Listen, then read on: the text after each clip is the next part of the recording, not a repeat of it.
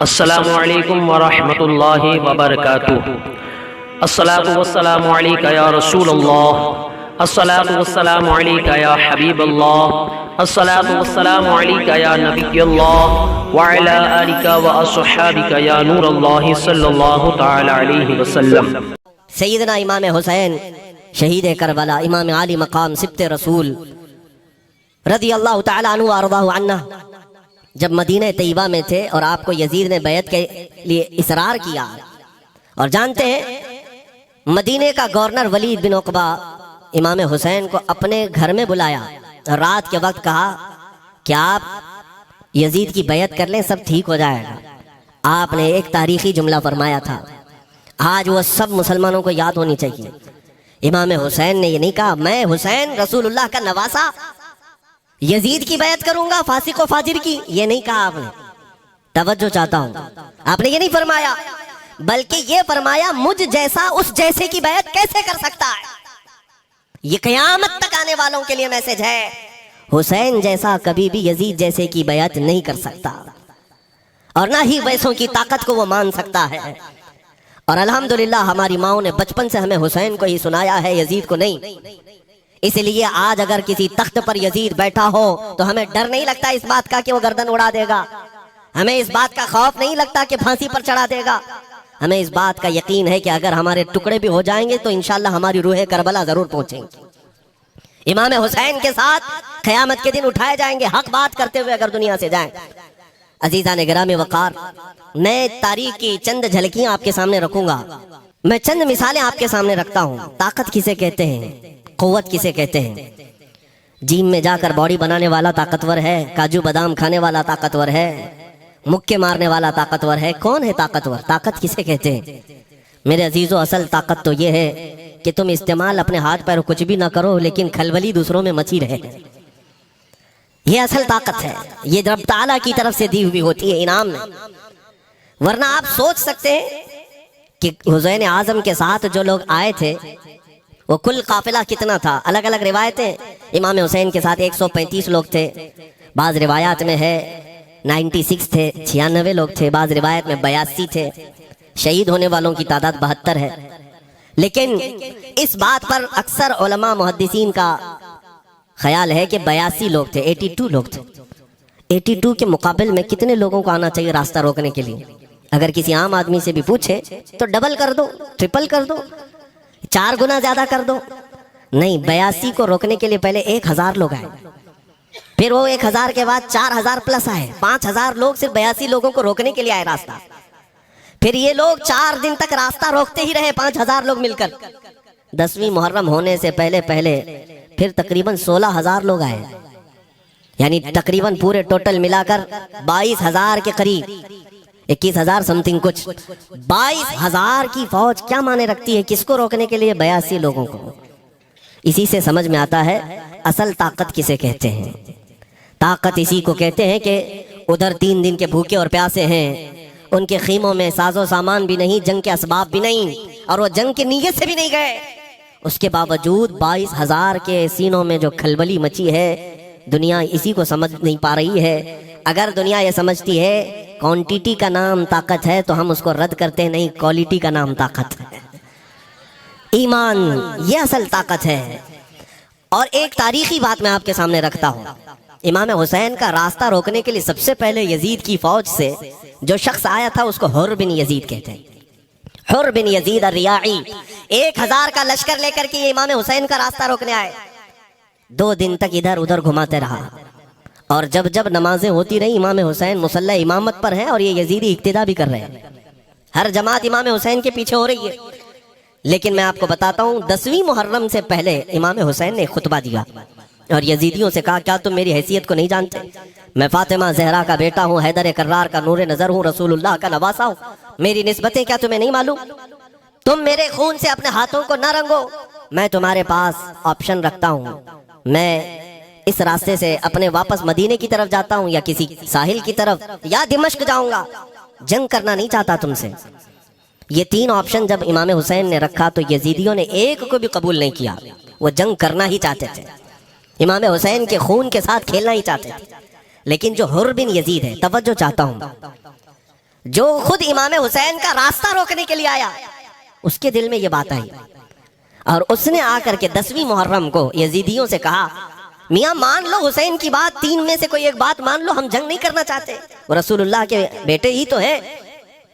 تو سارے جو سپہ سالار بڑے بڑے تھے، عمرو بن سعد، شمر وغیرہ، حر بن یزید سے کہنے لگے تجھے کون کہتا ہے فیصلہ کرنے کے لیے، تو سپاہی ہے، 1000 کی نفری تیرے ساتھ دی گئی ہے، بس اگر تجھے ہمارے ساتھ رہنا ہے تو میدان میں جمع رہ، ورنہ چلا جا، تو صلح کی باتیں مت کر۔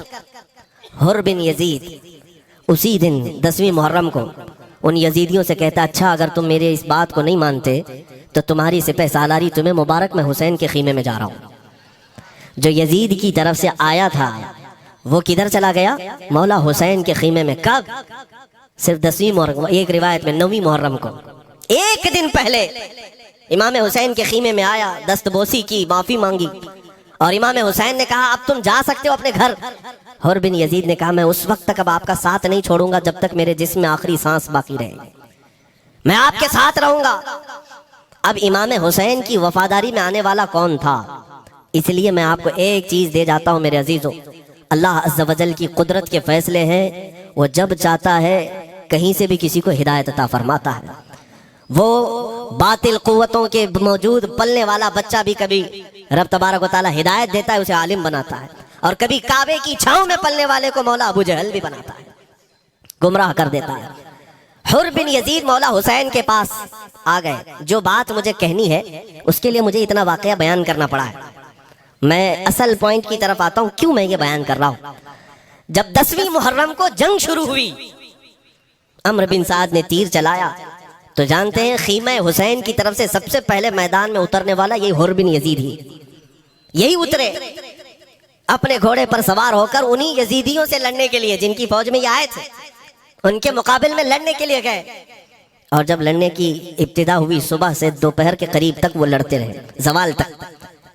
اب جو بات کہنا ہے توجہ سے سنو، حر بن یزید نے صبح سے لڑائی کی، بہتوں نے وہاں پر میدان جنگ میں مقابلہ آرائیاں کی ہیں، لیکن حر بن یزید کی جو لڑائی ہے وہ تاریخ میں لکھی ہوئی، آج انہوں نے یزیدیوں کے ساتھ جو جنگ کیا، کئی گھنٹے جنگ کرنے کے بعد جانتے ہیں تنہا حر بن یزید نے 120 یزیدیوں کو قتل کیا، 120 کی تعداد، ایک گھوڑ سوار ایک ہی ہے، 120 کو مار گرایا، اس کے بعد جام شہادت نوش کیا۔ میں تاریخ پڑھ رہا تھا، وہیں پر ہم نے کتاب کو روک دی، بہت سارے لوگ کربلا کے واقعات میں امام حسین کے خاندان کے بچوں کے شہادت تو بیان کرتے ہیں، ان کے جسم کٹ گئے، ان کے اوپر گھوڑے دوڑائے گئے، لیکن تم یہ نہیں جانتے کہ حسینی شہزادوں نے باطل قوتوں کے کیسے چھکے چھڑائے تھے، ایک ایک جوان نے مقابل میں آنے والوں کو ان کی اوقات کیسے یاد دلائی تھی۔ اب سنو، حر بن یزید 120 کو مار گرا سکتے ہیں، وہ بھی ایک دن پہلے خیمہ حسین میں آنے والا، ایک دن پہلے خیمہ حسین میں آنے والا، بات سمجھ میں آ رہی ہے؟ ابھی جو ایک دن پہلے خیمہ حسین میں آ جائے اس کی طاقت کا حال یہ ہے، جو پیدائشی حسینی ہو اس کی طاقت کا حال کیا ہو؟ میرے عزیزوں، طاقت کسے کہتے یہ سمجھو۔ یہ اور بات ہے کہ لوگوں کو اپنی ہی اوقات معلوم نہیں، اپنی حیثیت معلوم نہیں ہے۔ ہوتا کیا ہے میں آپ کو بتاؤں، علامہ عبد المصطفیٰ اعظمی صاحب نے ایک بڑی پیاری بات لکھی ہے، وہ گجرات کے حالات بہت اچھی طرح سے جانتے تھے۔ آپ نے ایک بہت اچھی بات لکھی جو ہمارے تمام چیزوں سے، یا آج کے زمانے میں یہ چیز میچ ہوتی ہے۔ ایک تاجر تجارت کرنے کے لیے نکلا، اس کے پاس کچھ قیمتی ہیرے تھے، اور وہ ہیروں کی تجارت کرتا تھا، اور ایک چور اس کے پیچھے پڑ گیا، اور وہ چور روزانہ وہ چوری کرنے کے چکر میں رہتا تھا کہ جب رات کو یہ تاجر سوئے تو میں یہ ہیرے نکال لوں گا۔ لیکن 2-3 دن جب وہ تاجر سوتا تھا وہ پورے ہیرے چیک کرتا تھا، کہیں نہیں ملتے تھے، تھک گیا چور۔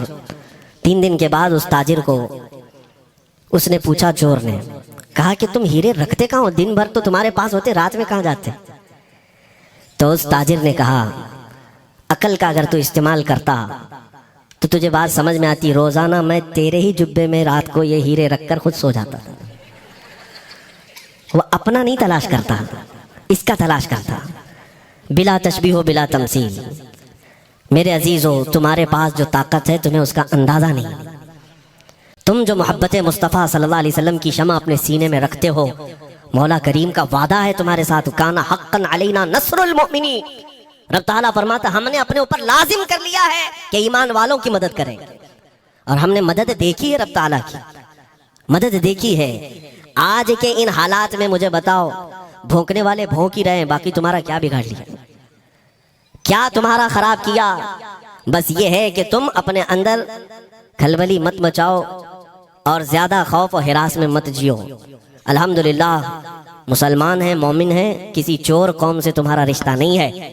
تم دنیا کی اس عظیم قوم ہو جو صرف اور صرف اپنے رب تعالیٰ کے حضور جھکتی ہے، اور اپنے رب تبارک و تعالیٰ کے حضور ایسے جھکتی ہے، میں چیلنج کے ساتھ کہتا ہوں پوری دنیا میں کوئی کمیونٹی، کوئی قوم ایسی نہیں ہے جو اپنے خدا کو دیکھنے کے بعد ہی جھکتی ہے۔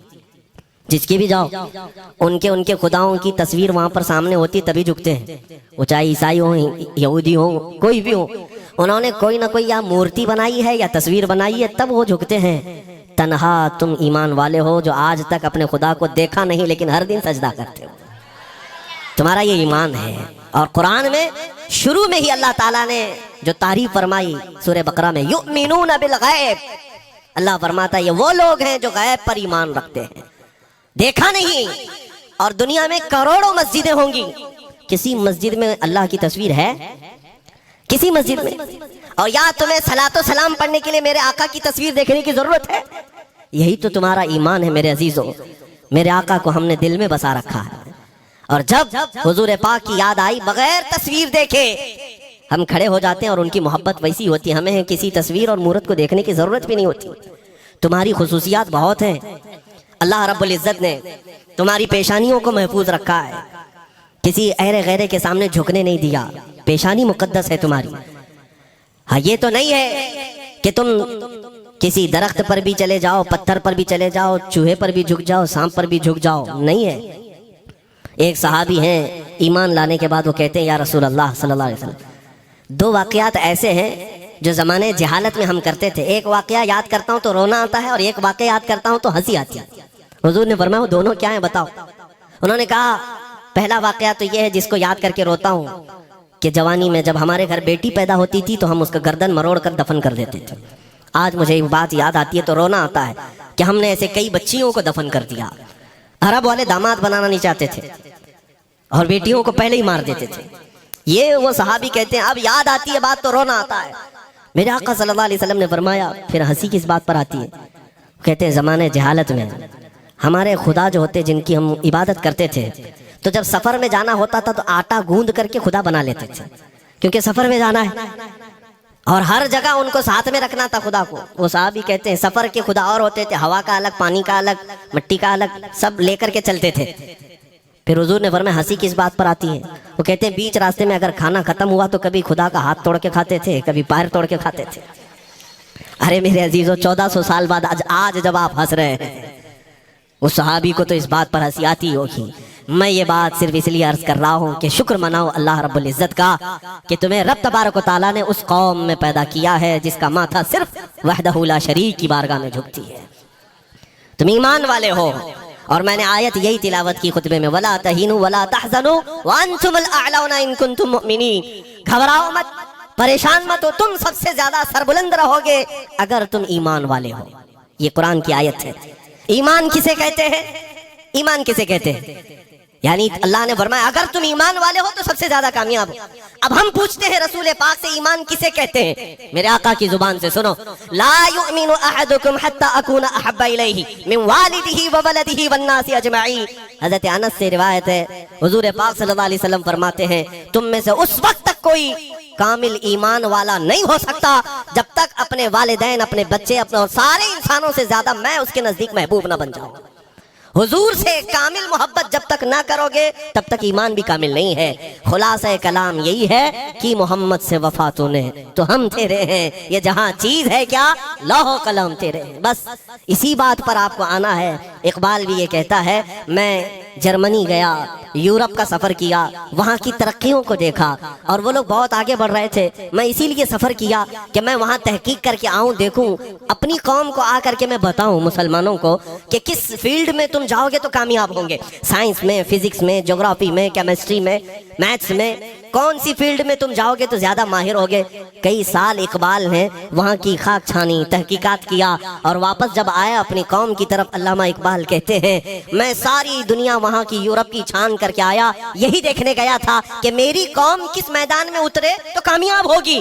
تو لوگوں نے پوچھا کیا وہ تمہیں راز مل گیا؟ وہ کہتے ہیں ہاں مجھے راز مل گیا۔ لوگوں نے پوچھا کس میدان میں اترے؟ تو وہ اقبال کہتا ہے میں تو راز کو پہنچا، اپنی قوم کو بتاتا ہوں، تمہاری ترقی کا راز صرف اتنا ہی ہے کہ محمد سے وفا تو نے، کہ محمد سے وفا تو نے، تو ہم تیرے ہیں، یہ جہاں چیز ہے کیا، لوح و قلم تیرے ہیں۔ ساری کامیابی کا اصل راز میرے آقا سے بے انتہا محبت